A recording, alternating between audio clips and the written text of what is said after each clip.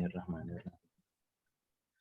Waktu dan tempat kami persilakan, Prof. Sony. Terima kasih Mas Azhar. Ya. Assalamualaikum warahmatullahi wabarakatuh. Waalaikumsalam. Waalaikumsalam warahmatullahi. Alhamdulillah, gimana kabar semua ini? Sehat-sehat? Alhamdulillah baik. Ya, ini harus tetap jaga diri, jaga kesehatan. Betul. Bagi yang tidak percaya COVID, silakan ambil risikonya masing-masing. Ya. Bagi yang sudah percaya COVID, ya mari kita sesuaikan, masih beradaptasi gitu. Karena saya dengar gini, ya, di Indonesia betul. makin parah katanya, makin parah. Rumah sakit makin penuh. Ya. Isolasi mandiri itu kadang-kadang kan isolasi mandiri hanya berlaku bagi mereka yang memang bisa, yang ringan ya, tidak ada gejala. Tapi kalau yang sudah misalnya dengan perlu oksigen, perlu penanganan, nah ini dikhawatirkan kalau rumah sakit penuh, ya itu tidak tertangani. Jadi disitulah mulai kelihatan aspek-aspek yang perlu diseriusi gitu. Kalau selama ini orang masih santai-santai, nah itu masalahnya. Katanya makin parah, tapi kondisi kita masih santai. Ya abai gitu, masih banyak jamaah pengajian itu juga masih kadang-kadang terlalu pasrah dengan takdir itu ya salah juga. Sama dulu saya itulah. Rame, saya pernah ya ini sedikit sama waktu itu soft itu kan kemarin pemerintah awal-awalnya kan kemudian instruksi kan soft berjarak, tapi ada juga jamaah yang soft itu nggak mau berjarak. Nggak boleh berjarak. Jadi kan waktu itu saya juga jelaskan dalil-dalilnya itu tuh bisa disesuaikan gitu, bukan kita menyalahi ini karena darurat itu gitu. Tapi ada beberapa kalangan sulit menerima. Nah, betul. Itulah, jadi ini sekedar pengingat saja. Jadi supaya kita tetap, apalagi namanya mahasiswa ya, harus bisa mendidik masyarakat gitu. Oke. Baik. Pada hari ini, sebentar ya. Pada hari ini kita akan bincang sesuatu yang sangat penting ya, dan tadi baru saja kita ngobrol bicara tentang penggunaan dinar dirham dalam pasar syariah. Nah, kan diantaranya mungkin perlu dalam penelitian itu kita menilik lagi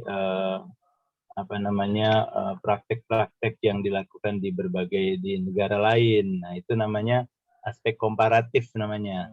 Aspek komparatif. Lalu kenapa kita perlu melakukan komparasi ataupun perbandingan? Karena memang undang-undang kita ini ya jauh dari sempurna ya, jauh dari sempurna, baik itu undang-undang syariahnya ataupun undang-undang positifnya. Maka harus kita membuka diri terhadap aspek-aspek komparatif, karena itu akan memperkaya penelitian kita. Dalam hal kita melakukan komparatif, maka kita perlu melakukan langkah-langkah harmonisasi undang-undang. Nah, ini juga salah satu faktor penting dalam melakukan komparasi ataupun perbandingan, di mana kalau kita melakukan perbandingan, kita kadang-kadang tidak bisa milih satu di antara dua. Tapi yang kita lakukan, kita perlu mensinergikan kedua faktor yang kita bandingkan itu, lalu kita ambil kebaikannya, nah itu kita sinergikan. Nah, inilah namanya harmonisasi undang-undang atau harmonisasi hukum. Maka dalam kesempatan ini saya ingin membicarakan salah satu topik yang cukup penting dalam langkah metodologi penelitian ekonomi syariah, yaitu perbandingan dan harmonisasi hukum. Ini kita tidak terlepas, namanya melakukan penelitian, tidak terlepas dari melakukan perbandingan dan juga harmonisasi. Baik, saya akan lanjut ya. Di sini timeline ataupun agendanya bisa dilihat di sini. Memahami maksud dari perbandingan hukum dan harmonisasi hukum. Lalu kepentingan perbandingan dan harmonisasi untuk penelitian hukum syariah. Ya, langkah-langkah selanjutnya langkah-langkah dalam perbandingan hukum. Lalu contoh penelitian komparatif dan konsep dan praktik harmonisasi hukum. Nah, kebetulan di tempat saya kuliah itu di Fakultas Hukum dan Syariahnya yang ada di International Islamic University, nama program prodi S2-nya itu namanya MCL, Master of Comparative Law. Ya, kalau Yang umum kebanyakan kan Master of Law. Kalau Iya. Master of Law itu nanti gelarnya LLM. Nah, tapi kalau Master of Comparative Law nanti gelarnya MCL. Nah, jadi suka ada kalau nggak salah satunya mantan Ketua Mahkamah Agung Bapak Bapak Bagir Manan ya. Oh, Bagir yang bagaimana? Bagir itu MCL tuh. Nah, saya ingat itu di antara tokoh-tokoh hukum. Nah, jadi kalau MCL berarti dia melakukan penelitiannya secara komparatif ya. Nah, di Malaysia ini di tempat kami kalau mau S2 nanti ya memang mau tidak mau wajib ada komparasinya. Wajib. Karena ini merupakan komitmen bagi IAIUM dalam rangka memperkaya dan mengembangkan hukum, maka penelitian itu harus dilakukan secara komparatif. Nah, komparatif itu kan artinya membandingkan ya, membandingkan. Misalnya saya membandingkan nih antara dua orang. Nah, yang satu Fulan, yang satu Ali ya, antara Ali dan Fulan. Ali dan Ahmad lah, antara Ali dan Ahmad. Saya bandingkan. Nah, ketika saya bandingkan, maka pertama kita harus tahu yang mau dibandingkan itu apanya gitu ya. Nah, kan itu. Bandingkan apanya? Apakah dari segi personality fisiknya atau personality sifat-sifatnya, atau dari kemampuan skillnya, lalu atau dari kemampuan berbahasanya, atau dari segi jumlah friend dalam Facebooknya. Itu kan banyak aspek yang bisa dikomparasi. Jadi kenapa kita melakukan komparasi dalam melakukan penelitian? Yaitu paling penting adalah untuk mencapai, pertama tentu untuk mencapai kebenaran. Ya, seperti tadi mau bicara tentang penggunaan mata uang dinar dan dirham di pasar masyarakat, kan yang kita cari misalnya kebenarannya apakah, misalnya pertanyaannya apakah ini menurut syariah atau tidak gitu kan. Dan tentu jangan lupa bahwa ketika kita bicara konteks hukum syariah saat ini harus sesuai dalam konteks kekinian al-waqi'iyah, realitas ya, bahwa hukum syariah begitu dinamis ya. Jadi harus dilihat bicara tentang pasar di Indonesia ya, berarti hukum syariah sebagaimana yang diadopsi di Indonesia ya. Nah, itu nanti baru bisa kita pahami kenapa kok orang yang bersangkutan ditangkap ataupun diadili. Jadi harus dilihat, jangan murni melihat syariahnya saja. Nah, jadi ini tergantung ya, kalau mau bicara tentang kasus itu maka mau nggak mau harus melihat konsep syariah dan juga hukum positif. Nah, maka di situ kan nanti bisa kita melakukan perbandingan. Pasar menurut hukum syariah begini, pasar dalam konteks hukum ekonomi begini. Nah, itu sudah melakukan perbandingan namanya. Berarti kita mencari kebenaran kan, mencari kebenaran. Nah, cuma kadang-kadang kan kita tidak bisa yang kita bilang, oh yang benar hanya yang dalam konsep syariah ini. Apakah yang dalam konsep pasar sekarang ini tidak sesuai syariah? Kan belum tentu. Nah, disitulah kita nanti perlu harmonisasi bagaimana aspek-aspek syariah itu bisa diterapkan dalam hukum positif di Indonesia. Itulah harmonisasi. Jadi pertama kita melakukan komparasi ataupun perbandingan, yang kedua kita melakukan harmonisasi. Nah, ini selalu sejalan gitu ya. Nah, jadi ujung-ujungnya selain untuk mencari kebenaran, tentu untuk memperkaya pembahasan dan diskusi. Bayangkan kalau Anda hanya bicara sesuai dengan bicara kasus tersebut hanya di Indonesia saja, terus dibandingkan dengan mendiskusikannya dengan melakukan komparasi misalnya melalui sistem keuangan Islam di negara lain, di negara Islam. Tentu yang kedua ini akan lebih menarik karena kita melihat ada aspek komparatif di situ. Nah, maka disinilah pentingnya kenapa perlu ada perbandingan dan harmonisasi dalam penelitian hukum syariah. Untuk alasan yang paling utama, tentu kita sebut tadi adalah untuk mencapai kebenaran ya, kebenaran yang nisbi ya, yang menurut kita adalah paling benar. Yang kedua itu karena namanya hukum itu tentu dinamis ya, hukum itu dinamis. Dalam syariah sendiri hanya ada sedikit bagian yang sudah menjadi kepastian, tapi selebihnya adalah sangat dinamis dan berkembang, berfluktuasi, berubah ya sesuai dengan perkembangan zaman wal makan gitu. Tergantung zaman dan tempat ya, kondisi waktu dan tempat. Nah, itu hukum akan selalu berubah. Sebab itu al-hukmu yaduru ma'al illah gitu kan. Al-hukmu yaduru ma'al illah, namanya hukum itu pasti dia akan bergerak ya sesuai dengan illahnya. Illah itu adalah sebab musabab, rasionalnya. Jadi kalau rasionalnya dulu kita pakai dinar dirham adalah begini. Nah, sekarang kenapa kok kita pakai mata uang rupiah ataupun ringgit dan lain-lain? Ada rasionalnya, maka hukum yang asal itu mungkin bisa berubah. Bukan berarti kita batalkan ya. Mungkin suatu saat syukur-syukur kembali ke emas karena itu juga sesuatu yang bagus ya. Tapi pasti semua ada alasannya. Nah, sebab itu hukum itu sangat dinamis ya. Jadi adik-adik kalau melakukan penelitian, coba lakukan komparatif ya, komparasi. Bagaimana hukum ini berlaku di Malaysia, di Indonesia, di negara-negara Islam lain, Pakistan, di Arab ya. Nah, padahal dalam hal ekonomi syariah sangat wajar jika kita belajar dari negara-negara lain. Tentu tidak bisa ke negara yang non syariah, misalnya belajar hukum tentang sukuk di Cina ya, saya rasa belum ada itu, kecuali kalau dalam praktik tertentu ya. Tapi dalam konsep perundangan ya tidak ada. Maka yang harus kita lihat nanti ya negara-negara yang sesuai, ya negara-negara Islam. Nanti negara Islam nanti ada perbandingannya, mau yang negara tetangga yang berdekatan, atau mau yang di Asia Selatan, atau mau yang di Turki, itu kan juga punya nuansanya yang berbeda, atau mau di Arab dan di Afrika Utara, itu juga beda-beda nuansanya. Kenapa beda? Mungkin mazhabnya beda-beda ya. Kalau di Asia Tenggara ini lebih mayoritasnya mazhab Syafi'i fikihnya kan. Lalu kalau di Asia Selatan mazhab apa kira-kira? Ada yang tahu nggak kalau di Asia Selatan? India, Pakistan, Bangladesh tuh apa mazhab fikih yang paling dominan di sana apa? Ada yang tahu? Asia apa Selatan, Ustaz? Asia Selatan, India, Hanafi, Pak. Pakistan, apa? Hanafi, bagus. Masya Ahmad Allah. Naufal. Siapa ini namanya? Ahmad Naufal. Masya Allah. Alhamdulillah. Hanafi, betul. Itulah yang banyak berkembang di Asia Selatan ya. Karena itu mereka nggak suka makan seafood, karena katanya di Hanafi itu seafood itu makruh gitu. Jadi nggak suka makan seafood mereka tuh. Ikan boleh tapi yang seafood lain tidak. Nah itu contoh.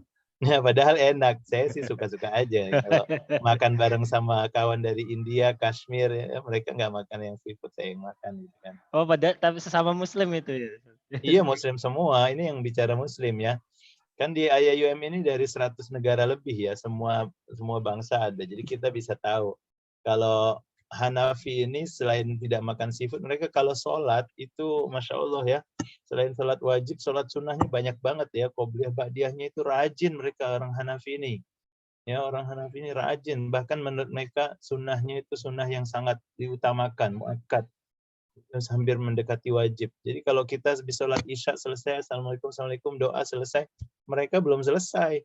Masih sholat ba'diyahnya itu berapa kali rakaat. Jadi, nah ini kelebihan orang Hanafi, kalau dalam ubudiyahnya itu sholat sunatnya tidak ditinggal. Jadi hampir seperti wajib. Nah ini orang Bangladesh, India, Pakistan, Kashmir, Maldives, Sri Lanka, ya seperti itu semua. Nah ini contoh menarik nanti kan dalam hal ekonomi syariah juga mereka punya pandangan-pandangan tertentu dalam hal wakaf, zakat, sedekah, dalam hal transaksi gitu ya. Lalu kalau kita bicara ke Afrika Utara, kira-kira mazhab yang dominan apa di sana? Afrika Utara, Tunisia, Somalia, Maroko, ya, itu apa tuh kira-kira? Ada yang tahu nggak? Sebagian di Kairo di Mesir. Nah, itu enggak. Kalau Syafi'i lebih kepada Mesir. Mesirnya. Di Afrika Utara, Mesir kuat Syafi'i. Tapi di Mesir juga ada selain Syafi'i yang sama dengan Afrika Utara lain. Yaitu apa? Maliki ya. Maliki. Nah, Malikinya kuat di sana. Ya, Maliki, mazhab Maliki. Di Tunisia, di Somalia, di Maroko, di Aljazair, ya, di sebagian Mesir itu Maliki. Nah, itu juga menarik. Lalu kalau di ini mana? Kalau di Turki gimana? Turki, Bosnia, Makedonia. Nah, ini yang Eropa Tengah itu apa kira-kira mazhabnya itu? Antara Syafi'i, Hanafi, Hambali, dan Maliki. Waduh, belum. Tidak tahu ya. Udah tahu belum sampai ke sana. Turki itu juga Hanafi. Hanafi. Turki itu mirip Oke. dengan Asia Selatan. Makanya ada kodifikasi hukum Islam di zaman Khalifah Utsmani namanya Al-Majallah, ya, Al-Majallah Al-Islamiyah. Itu kodifikasi hukum Islam pertama tuh zaman tabi'in ya. Al-Majallah itu dominannya adalah mazhab Hanafi, ya. Majalle kalau bahasa Inggris. Al-Majallah. Nah, itu Turki. Lalu bagaimana dengan orang Arab? Arab kan agak berbagai-bagai juga nih. berbagai. Arab yang di daerah Hijaz itu, Madinah beda.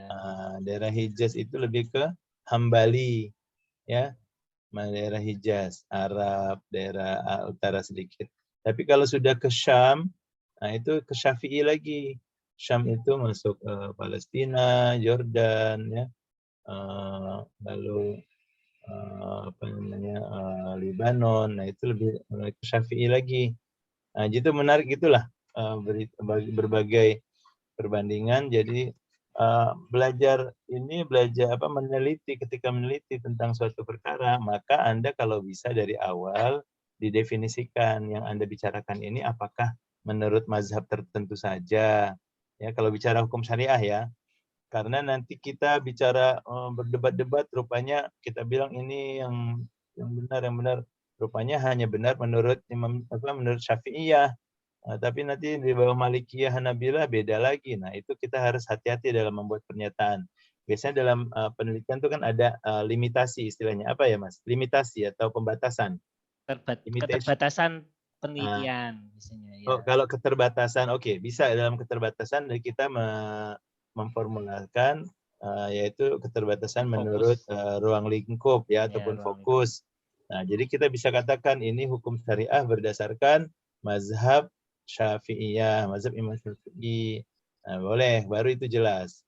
Nah, atau kalau mau dibuat secara umum, nah baru nanti harus siap-siap membicarakan menurut Imam Maliki, Syafi'i dan seterusnya. Buku yang agak mendasar itu kitab Ibnu Sina ya, Ibnu Rushdi, yaitu judulnya Bidayatul Mujtahid wa Nihayatul Muqtasid ya. Bidayatul Mujtahid wa Nihayatul Muqtasid. Ini kitab fikih, belajar ya Mas Azhar. Mas Azhar mondok di mana dulu? Saya di Gontor sebentar. Ya, saya di Gontor ada pelajaran bidayah itu sedikit. Berapa tahun? Kayaknya kalau di Gontor 6 tahun. Saya di Lipia. Totalnya di Gontor? Ya, setelah di Lipia saya setelah di Gontor saya di Lipia. Kalau di Lipia Gontor dulu lalu Lipia. Iya. Ini Mahadiun ada. Mahadiun ya. Jadi sebagian besar mahasiswa HES juga ada loh saat ini. Sebagian juga dari mana? Mahat ada dari Gontor juga ada. Nah, itu bagus berarti Al-Irsyad ada. Bahkan dari kita itu ada yang kuliah itu semester 2, 3 terus dapat panggilan ke Madinah ada. Masya Allah ya karena ada backgroundnya ya. Ya jadi memang cukup multikultural kita ini di backgroundnya ada yang dari SMK juga ada. Tapi moga-moga bisa saling ngasih kebaikan. Saling memberi komplement, saling melengkapi itu. Ya itulah kenapa saya ketengahkan topik ini karena disitulah ada kepentingannya kita melakukan perbandingan hukum dan juga harmonisasi hukum. Ya. Langkah-langkah dalam perbandingan hukum, oke, kita bicara lebih lanjut. Tujuan penelitian komparatif. Kenapa kita melakukan komparasi tadi? Salah satunya untuk mengetahui kelebihan dan kekurangan, pros and cons, ya. Kelebihan kekurangan. Contohnya mau bicara tentang konsep pasar. Nah, nanti kan mau dibandingkan konsep pasar menurut syariah. Lalu yang kedua konsep pasar menurut ekonomi kapitalis. Nah, itu pasti ada perbandingan, ada pros and cons ya, artinya kelebihan kekurangan ataupun ada aspek-aspek komparatif yang akan menarik. Atau misalnya penggunaan mata uang dinar di masyarakat Indonesia dan di Malaysia. Nah, ini empiris sifatnya. Empiris, kita ingin melihat sejauh mana sih dinar itu populer dan dipakai di masyarakat ya, walaupun kita tidak bicara dinar sebagai satu-satunya nilai alat tukar ya, karena itu nanti isunya adalah hukum positif boleh atau enggak. Tapi kita bicara dinar digunakan dalam berbagai konteks. Nah, itu bisa dibandingkan ya. Pro and cons-nya gimana? Oh, kalau di Malaysia misalnya lebih mudah mendapatkannya, lalu penyediaannya lebih transparan misalnya. Kalau di Indonesia penyediaannya kurang transparan, tapi penyediaannya kurang transparan tapi mudah mendapatkannya. Kalau di Malaysia penyediaannya transparan tapi agak sulit mendapatkannya. Misalnya kan gitu. Masing-masing ada kelebihan, kekurangan. Kedua, untuk memahami perbedaan. Perbedaan ini terutama sangat relevan kalau teman-teman melakukan penelitian ekonomi syariah pada konsep-konsep yang memang sudah ada perbandingannya dalam dalam industri konvensional. Misalnya membandingkan antara konsep bunga dengan konsep kalau di hukum di bank syariah kan tidak ada bunga itu. Ya, bagi hasil. Apa istilahnya? Bagi hasil. Margin kadang-kadang ada istilah. Iya, coba dibandingkan apa itu perbedaannya atau persamaannya, differences and similarities. Ya, iya sama-sama dapat duit gitu ya, sama-sama jadi keuntungan, tapi kan ada bedanya, apa bedanya? Nah, itu. Ini ya. Lalu itu nomor 2 dan nomor 3 saling terkait. Kadang kita ingin mengetahui perbedaannya atau pada saat yang sama persamaannya atau dua-duanya sekali ya. Nah, kemudian yang selanjutnya mungkin untuk memahami gap. Gap itu artinya perbedaan perkembangan.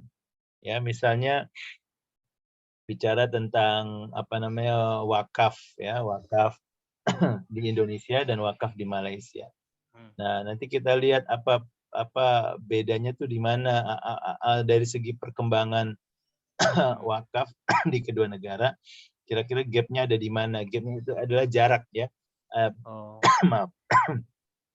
Perbedaan yang menyebabkan jarak yang berbeda antara kemajuan di Malaysia dan juga kemajuan di Indonesia. Jadi mana yang sudah diatur di sana tapi di Indonesia belum gitu ya. Salah satunya menemukan apa yang sudah diatur di sana tapi di sini. Betul. Gap itu kan artinya loophole atau lubang-lubang. Kita mengetahui, oh kalau di Indonesia yang belum diatur ininya ya. Kalau Malaysia yang belum diatur itunya ya. Bicara tentang keadaan kondisi gitu ya. Lalu yang selanjutnya adalah untuk memahami problem dan juga solusi yang ada. Nah, ini kan kita memperkaya nih namanya. Di Malaysia bagaimana misalnya gini, bagaimana mengefisienkan Dewan Penasihat Syariah di perbankan syariah. Di Malaysia, mereka harus profesional misalnya, harus terdaftar dan tidak boleh double-double misalnya. Oh, kalau di Indonesia boleh double-double, yang penting kalau meeting datang gitu. Nah, nanti dilihat, kalau begini, kalau di Malaysia ada problem nggak dengan cara gitu? Kalau di Indonesia ada problem nggak dengan cara gitu? Nanti kan yang kita bandingkan problem dan solusinya. Jadi ini terbuka. List ini terbuka, tergantung pada apa yang ingin Anda cari, apa. Jadi harus jelas dulu. Mau lakukan komparatif, jangan semuanya nanti ya nggak selesai. Ya. S1-nya nggak selesai-selesai. Malah kalau perlu kadang sebagian ini hanya untuk S2 atau nanti bisa untuk S3, jadi tergantung konten dan intensitasnya.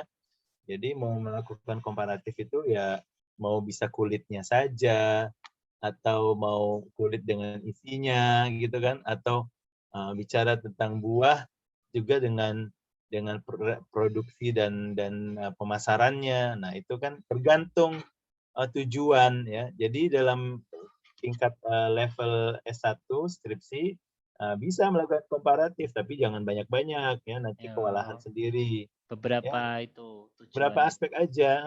Mau bicara tentang mau bicara tentang khusus tentang basis hukum, udah bicara basis hukum, nggak usah bicara perkembangan pasarnya gitu loh. Atau mau bicara tentang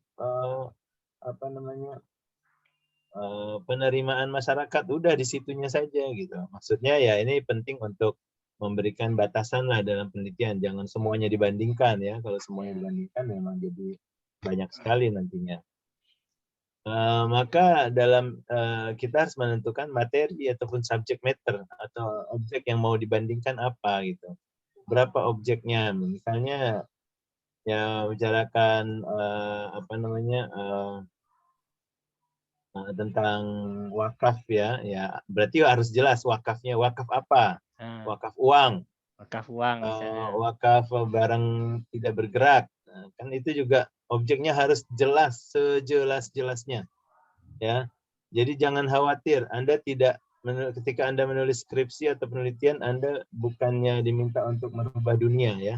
Jadi yang penting itu adalah kejelasan ya, kejelasan dan juga apa namanya keterbatasan itu penting. Misalnya berdasarkan apa kita mau bandingkan, geografis atau kultur hukum, tradisi hukum, ataupun berdasarkan perkembangan ekonominya, ini tergantung lagi-lagi. Jadi mau bicara misalnya apa tadi ya Dewan Penasehat Syariah antara Malaysia dan Indonesia gitu. Atau mau dari segi kultur legalnya, Dewan Pengawas Syariah dari segi kepentingannya ya dalam di Indonesia dan di Malaysia dari segi legal culture itu ya artinya dari sisi sosial dan kemasyarakatan gitu. Keperluannya apa? Kalau dari segi legal tradition, nah ini kadang-kadang overlapping, tapi kita bisa lihat mau dari segi industrinya. Nah, industrinya mewajibkan atau tidak ya. Ataupun dari apa namanya perkembangan kemasyarakatan dan seterusnya. Jadi ini juga listnya tidak spesifik, jadi bisa dilakukan adjustment ataupun penyesuaian tergantung dengan kebutuhan. Nah, ini yang menarik, melakukan perbandingan gimana sih? Sekarang kita mau nulis apa, Mas? Misalnya, Mas, ya kalau yang saya tulis ini sangat ini ya, sangat konsep dasar tentang bank syariah. Ya, artinya gini, pendekatan itu bisa dua jenis, bisa dua macam pendekatan. Pertama, pendekatan berdasarkan materi ataupun subject matter-nya. Yang kedua, melakukan perbandingan berdasarkan variabel perbandingan. Jadi saya kasih contoh. Pertama, misalnya kita mau melakukan penelitian tentang perbandingan bank syariah di Indonesia dan Malaysia. Nah, ya, perbandingan peranan bank syariah di Indonesia dan Malaysia. Nah, lalu kita dalam penelitian kita merunut ya ataupun kita melakukan pembahasan berdasarkan materi. Materinya apa? Pertama, kita bicara konsep bank syariah. Ya. Lalu kedua, administrasi bank syariah. Ini harusnya saya rubah begini supaya lebih jelas. Ya, seperti ini. Sorry.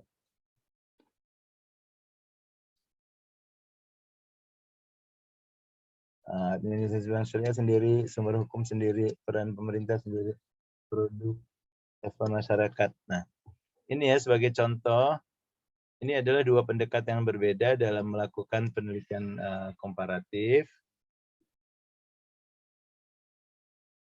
Pertama, kalau kita mau pakai pendekatan yang pertama yaitu berdasarkan materi.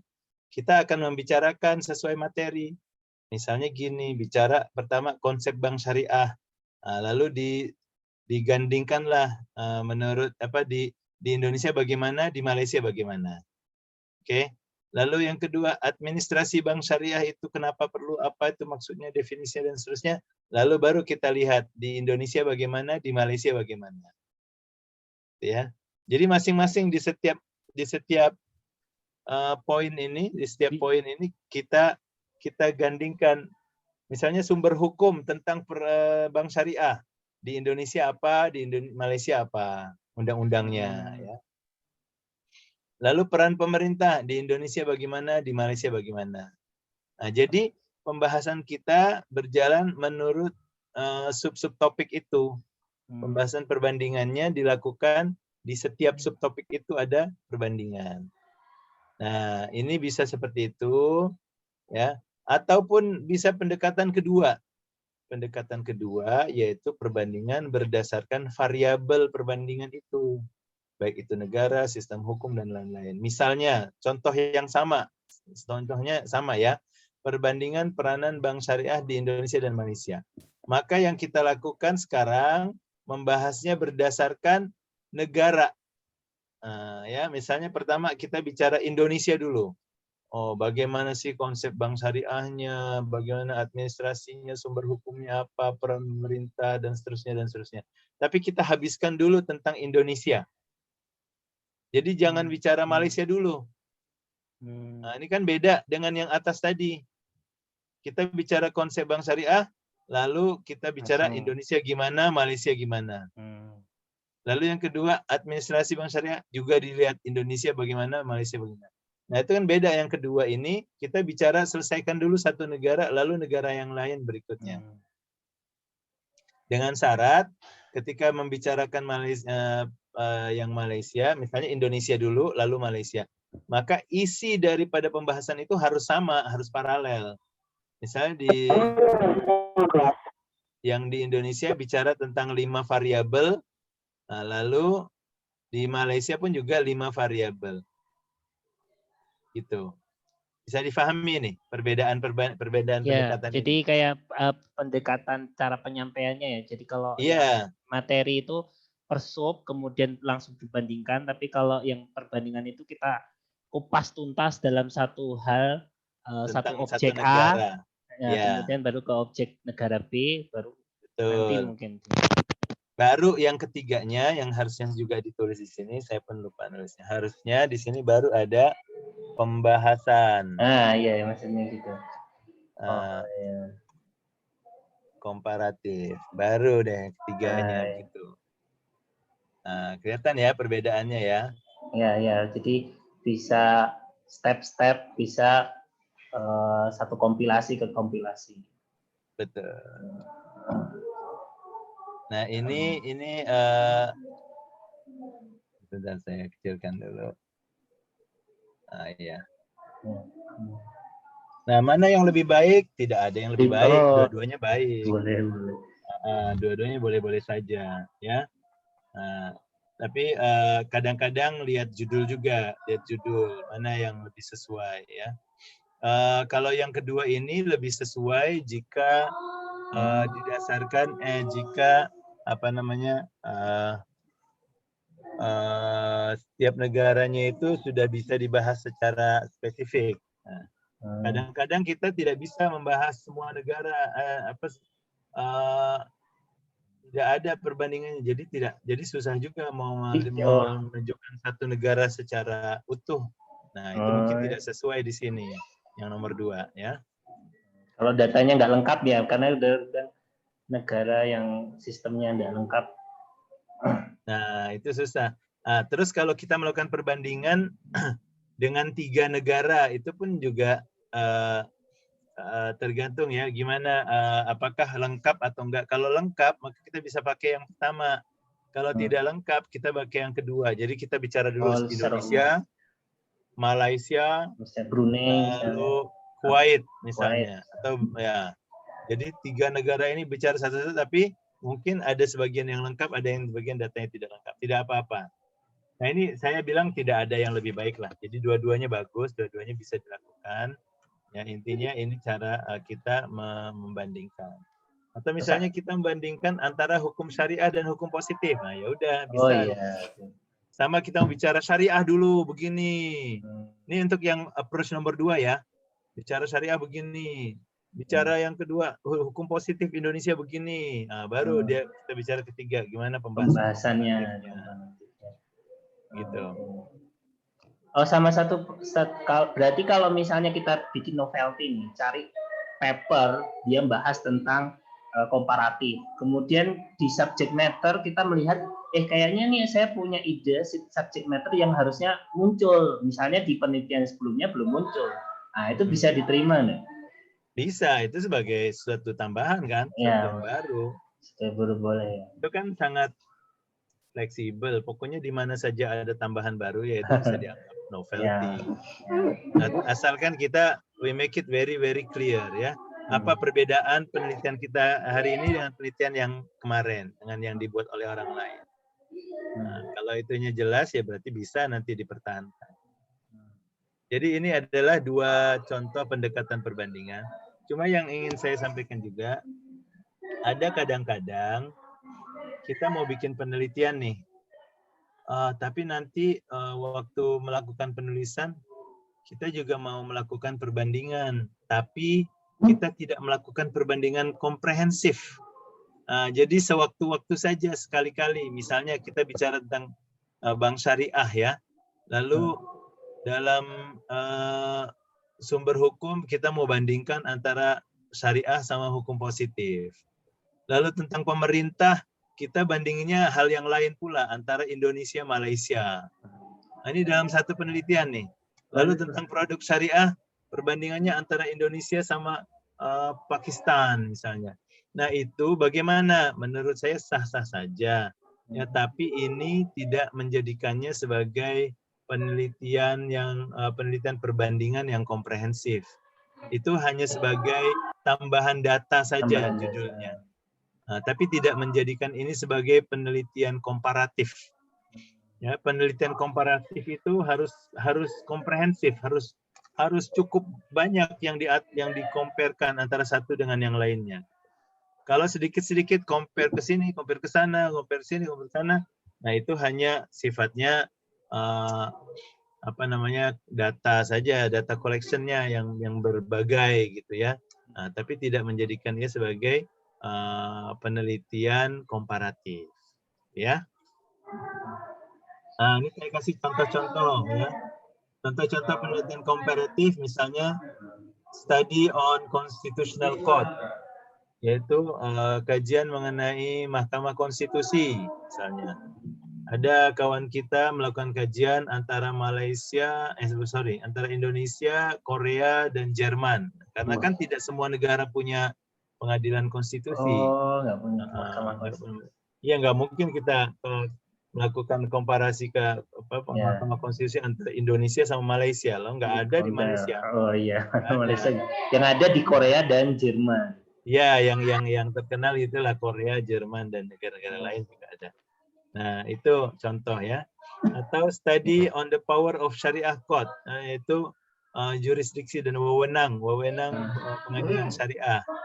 Nah, ini kita bisa melakukan komparasi antara Malaysia, Indonesia, pokoknya di mana ada Syariah Court ya.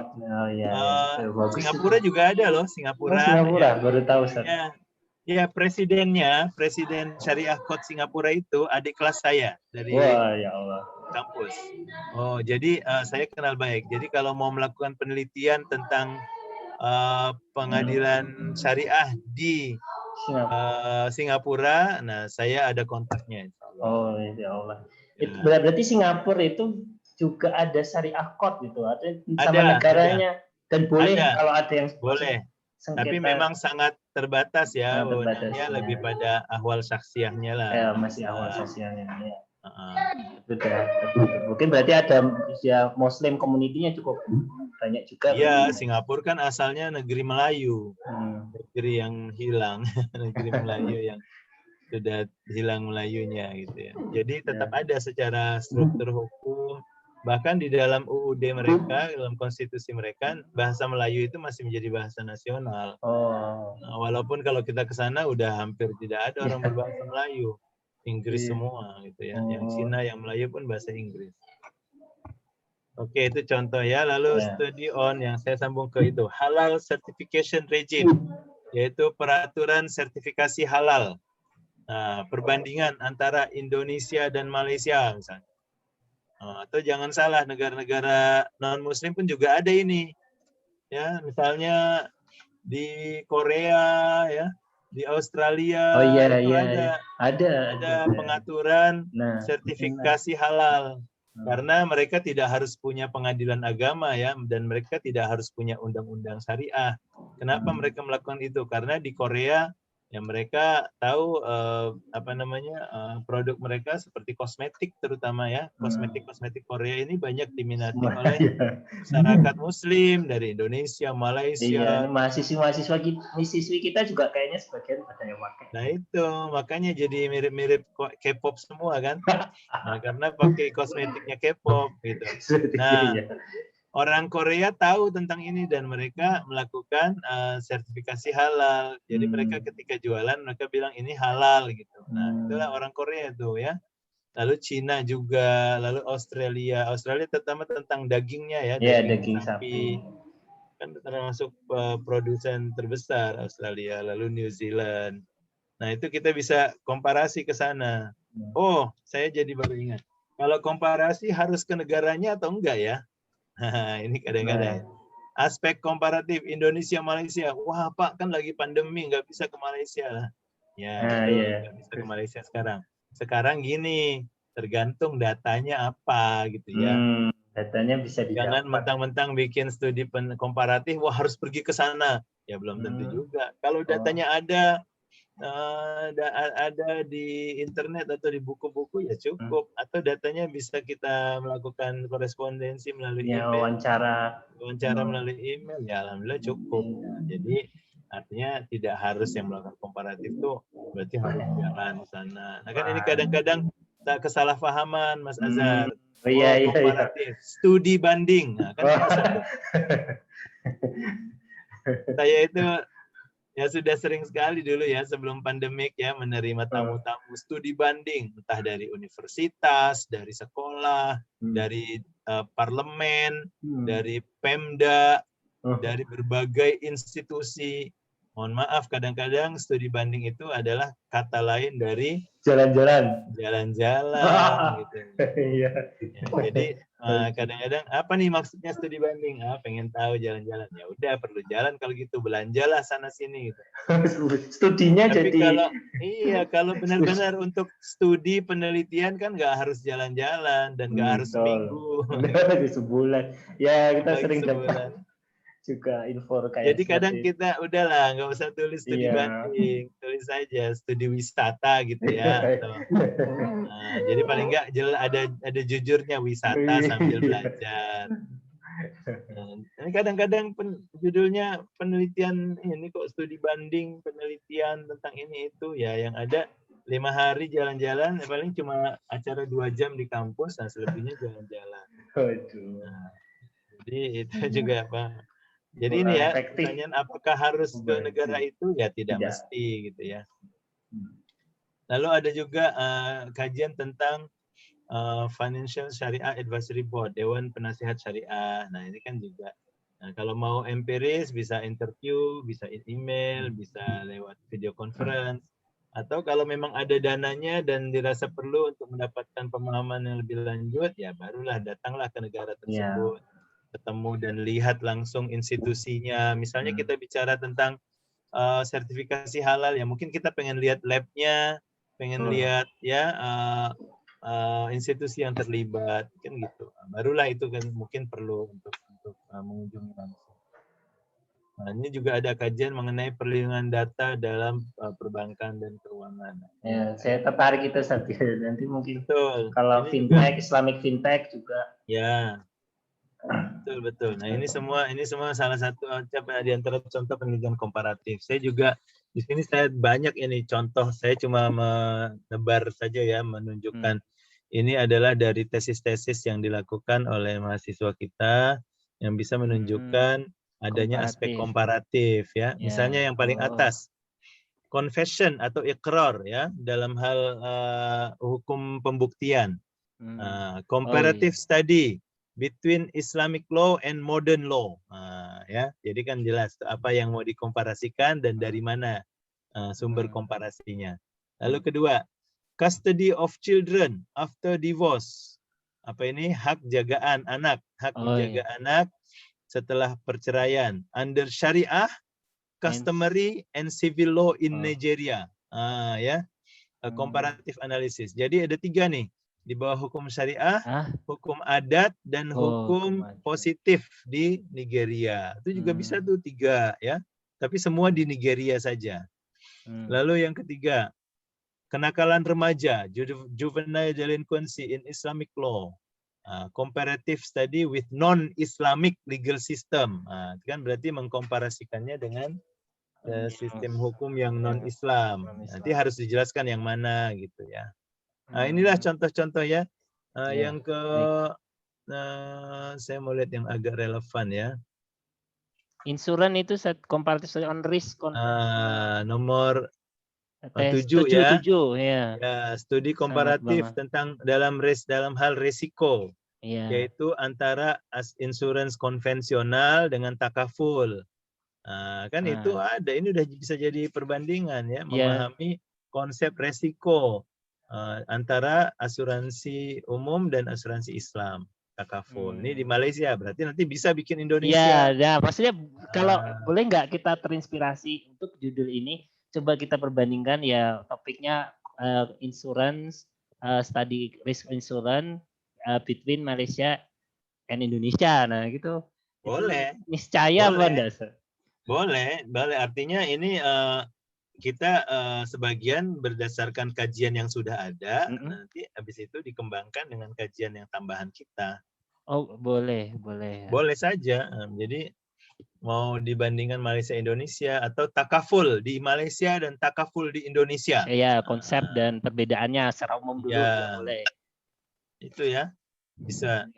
Atau asuransi antara konvensional dan takaful di Indonesia kan bisa juga. Oh iya. Kita khusus di Indonesia saja. Nah, ini oke. Ada lagi nih, banyak lagi contoh. Kita cari yang sesuai aja. Ini nomor 11. Comparative study. Studi komparatif tentang kartu kredit Islam. Ini sudah ada nih antara Indonesia dan Malaysia. From the Islamic Legal Perspective. Ini adik kelas saya namanya Walid Aditya Warman, S2-nya orang Indonesia. Ya, orang Indonesia, orang Jakarta. Ya, jadi dia melihat konsep kartu kredit Islami antara yang ada di Indonesia dan Malaysia. Ya kita bisa sedikit-sedikit lah. Nanti coba cari-cari. Iya, ini kan topiknya. Coba nanti dicari, ini bisa dicek Mas online ini ada. Ini boleh di-download saat itu, jangan-jangan tapi bisa. Enggak. Sekarang setahu saya bisa nanti dicek aja ada linknya. Atau kalau ada masalah bisa tanya saya. Kalau bisa linknya bisa didapati. Dan ini untuk pengetahuan, ini penelitiannya sudah lama ini, udah mungkin 15 tahunan ini. Nah, iya, ini 15 tahun yang lalu. Jadi mungkin kalau dibuat lagi hari ini, nanti banyak lagi aspek-aspek pengembangannya yang berubah. Sementara undang-undangnya saja mungkin sudah berubah dan seterusnya ya. Itu ya. Lalu kita lihat mana yang Kazaf, ini ada Kazaf, efek ini ada medical law of zina, status of nasab. Ini lebih pada ahwal syakhsiyah semua ini. Ahwal syakhsiyah ya. Ahwal syakhsiyah. Mungkin kalau kita yang waris, zakat, sengketa wakaf. Ini coba lihat ini, nomor 13. Pengembangan silabus dan kurikulum terkait tentang comparative religion di UIN Jogja. Nanti bisa saja misalnya pengembangan silabus dan kurikulum terkait ekonomi syariah di Universitas Muhammadiyah Surakarta. Nanti kan di sini tulisnya analytical study ya. Nanti bisa aja di dalamnya komparatif perspektif, misalnya bisa kita rubah misalnya komparatif perspektif with universitas yang non Muhammadiyah, kan mungkin beda di situ. Iya. Tentang jadi topik banyak bisa jadi topik. Artinya apa? Melihat dinamika antara PTM dan non PTM, mungkin beda pendekatannya. Gitu. Apakah dari segi sumber hukumnya beda atau mungkin penekanannya beda gitu, kan bisa. Kadang-kadang Muhammadiyah kan juga pendekatan fikihnya kan manhaji, bukan mazhabi. Ya, betul. Jadi jangan-jangan yang diajarkan di Muhammadiyah di PTM beda dengan yang di UIN Jogja misalnya. Iya, saya juga belum tahu sih. Jadi kan ini juga bisa jadi satu aspek penelitian, ya, menjadi aspek penelitian juga. Lebih ke legal education namanya ya. Pendidikan hukum. Ini contoh lagi yang lain. Ini nomor 30 ya. Comparative Study of Islamic Law and Civil Law in Malaysia on Contract, Arbitration, Banking Principle and Documentation. Itu by subject matter berarti ya? Iya, jadi dia langsung tunjukin ada 4 hal yang dibandingkan itu antara hukum syariah dan civil law dalam kontrak arbitrase. Ya, jadi ada 4 kan, kontrak, arbitrase, perbankan, dan dokumentasi. Itu ada 4 itu, berarti dibandingkan semua satu-satu sesuai antara hukum syariah dan hukum civil. Civil ini maksudnya hukum positif. Penelitinya kayak nama asing, Cina. Iya, ini orang Cina. Jadi Cina di Malaysia ini kan ada orang Cina atau India, mereka ngambil mata kuliah hukum syariah. Dalam rang. Ya, karena mereka juga tertarik. Oh. Memang ada, Mas. Jadi saya juga punya mahasiswa, ada orang Cina, India, yang orang Malaysia ya. Dan mereka tertarik karena melihat perkembangan hukum di Malaysia ini sangat terkait dengan hukum syariahnya. Gitu. Ya, sangat lekat. Ya. Nomor 35 bisa dilihat. Nomor 34. Iya. Resolution of Islamic Banking and Takaful Dispute in Indonesia and Malaysia. Kan langsung di antara dua. Ya. Dan tentang resolusi ataupun keputusan Islamic Banking dan Takaful antara dua negara. Ini sekarang dosennya nih, ini S2, dosennya ini S3. Dosennya sekarang sudah jadi dosen, penelitinya sudah jadi dosen di BINUS, Faculty of Business and Law. Abdul Rashid, kawan saya ini. Di BINUS. Iya. Alhamdulillah. Nomor 35, life insurance, asuransi apa istilahnya? Asuransi jiwa. Asuransi jiwa dalam hukum Islam. Comparative study between syarikat takaful Malaysia dan takaful ikhlas. Jadi bicara tentang produk, Mas. Tentang produk. Perbandingan produk. Iya, antara dua perusahaan. Bisa. Yang satu syarikat takaful, yang satu syarikat takaful ikhlas. Ini dua perusahaan yang berbeda. Bayangkan misalnya di Indonesia apa? Takaful yang contoh itu kemarin asuransi jiwa. Ya, antara asuransi jiwa Seraya dengan asuransi jiwa prudensial syariah misalnya. Ya, prudensial. Prudensial syariah dengan Manulife syariah misalnya. Coba lihat perbandingan antara dua produk tentang asuransi jiwa di kedua-dua perusahaan. Dilihat perbedaan. Allianz juga ada ya. Jadi dilihat perbedaan produk. Tapi kita harus buat PR dulu sebelum kita mulai. Pastikan dua produk ini bisa dikomparasikan ya. Kalau menarik untuk dikomparasikan. Terutama kita lihat kira-kira kita lakukan penelitian awal. Kira-kira perusahaan mana sih yang produknya ini beda-beda gitu ya. Baru kita bandingkan. Kenapa kok bisa beda gitu. Apakah hukum syariahnya beda kan gitu yang bisa kita tekan. Atau mungkin apakah ada penafsiran yang berbeda gitu. Atau mungkin juga misalnya kalau praktek satu berbeda tapi semuanya itu tidak menyalahi syariah, itu juga bisa. Nah iya betul. Saya rasa sebagai syariah sudah lulus kan. Sudah lulus. Tapi mungkin ada term-term yang lainnya itu, term and condition-nya itu mungkin beda-beda gitu ya. Nah itu kan menarik, bisa kalau kawan-kawan mau lihat. Nah, kita ambil dua asuransi jiwa yang paling top di Indonesia apa misalnya? Prudensial, Syariah, Allianz. Sama apa satu lagi? Allianz. Coba kita bandingkan. Tapi pastikan ini adalah aspek perbandingan. Kalau dua-duanya sama ya tidak usah dibandingkan kan. Oh iya, betul. Ada yang baru itu fitur wakaf di asuransi jiwa. Itu produk baru. Itu menarik itu ya. Kemarin bimbingan saya meneliti tentang itu. Kita sampai pada masih coba penjelasan apa yang dimaksud fitur wakaf, kemudian mekanisme detailnya dan tinjauan syariah secara garis besar aja, tapi belum sampai membandingkan produk belum. Tapi ya cukup menarik Ustaz. Jadi asuransi jiwa, jadi kalau kita meninggal, uangnya itu sebagian diwakafkan. Jadi pendekatannya sangat-sangat unik dan menurut saya waktu itu komentar ini bisa jadi produk bestsellernya nanti ke depan itu dari asuransi jiwa. Itu inovasi kan? Iya, inovasi. Jadi kalau misalnya meninggal lebih dahulu misalnya kan tanggungannya besar. Jadi nilai wakafnya besar. Jadi ini jadi supaya orang tidak takut mati ya. Iya, saya tidak tahu tapi kan intinya ya bagus sekali. Kalau orang dulu kan saya kalau mati misalnya kalau terjadi klaim kemudian kan uangnya tambah banyak gitu ya. Misalnya ada masa tanggungan belum lewat itu tambah banyak. Tapi ini semakin banyak itu justru semakin wakafnya banyak. Wah kan ini. Yeah. Jadi niatnya motivate-nya mesti bagus. Maaf sebentar. Ya. Ya, itu ada juga nomor 38, Mas, bahasa Arab itu. Oh ya, istismar. Ini bahasa ini kayaknya ini ya tulisan ini dalam in Arabic ya, jangan ditulis in Arabic. Iya, Mas. Kalau kayak gini berarti penelitiannya Arabic. Oh, in Arabic bisa. Berarti maka teman-teman yang di apa namanya kalau mau S2 lanjut di AIUM bisa pakai bahasa Arab juga gitu. Ya, betul. Boleh. Di sini boleh. Jadi di sini ada ya judulnya Istithmar Malil Yatim. Yaitu menginvestasikan harta anak yatim. Ya, fi syariah al-islamiyah wal qanun al-Yaman. Antara dua, yaitu hukum syariah dan undang-undang di Yaman. Oh, bisa jadi ada perbedaan ya ketika negara Islam.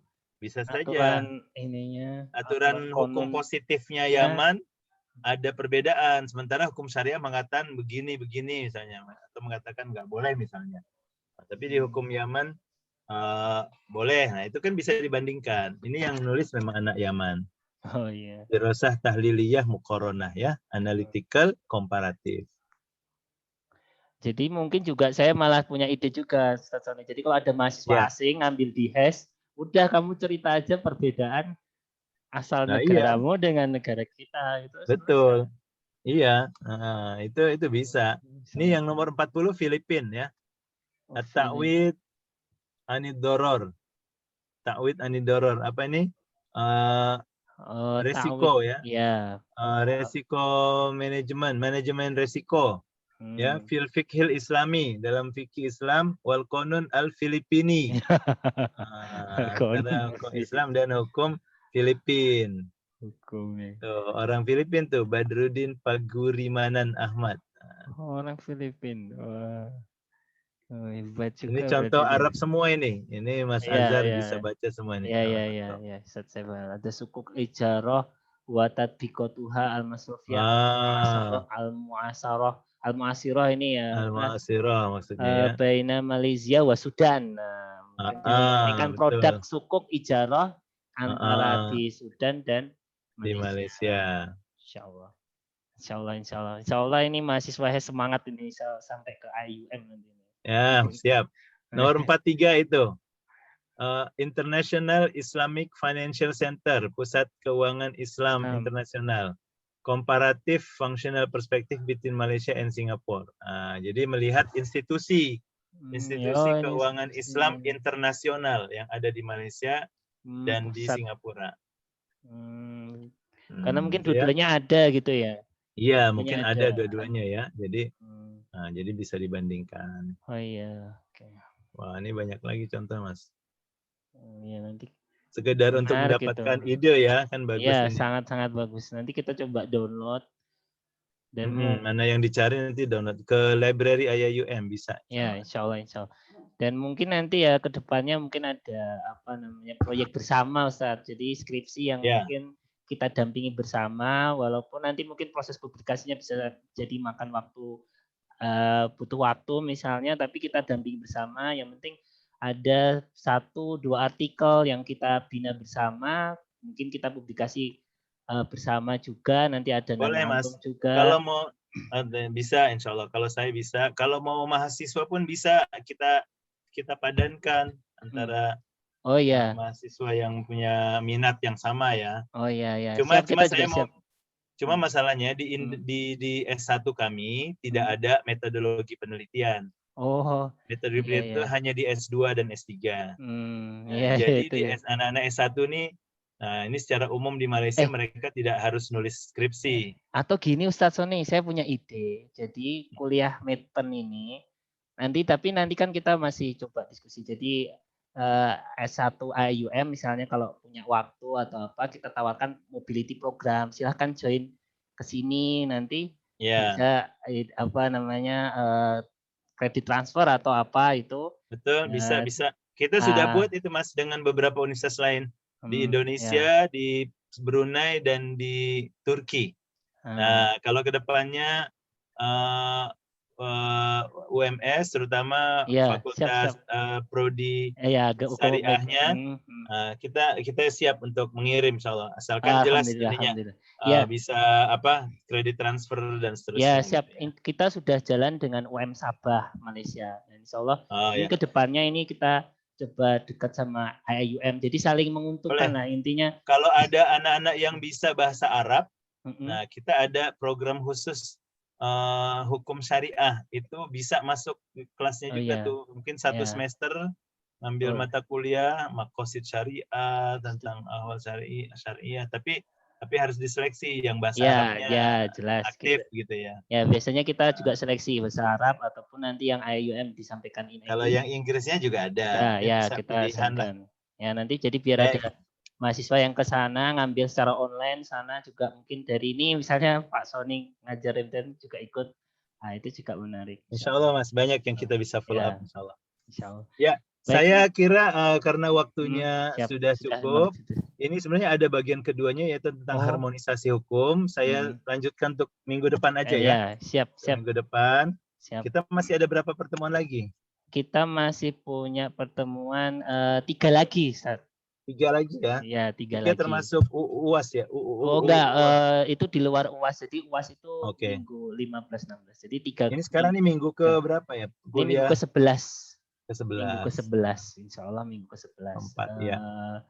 Nanti saya mau ini lagi atur lagi. Ya nanti ini perdana, nanti insyaallah ke depan selalu lebih baik insyaallah.